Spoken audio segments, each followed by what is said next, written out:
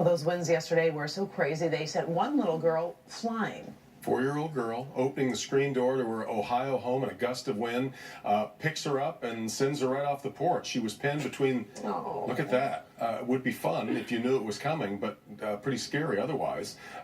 Held on until her mom could come around to get her. The little girl, okay and laughing in the end. Fortunately, little kids don't know how much trouble they've been in. The most impressive part of it, though, in fact, you can't quite make it out here, but she was holding on to her mom's cell phone the whole time. Never dropped it. Atta girl. A lesson we teach them in very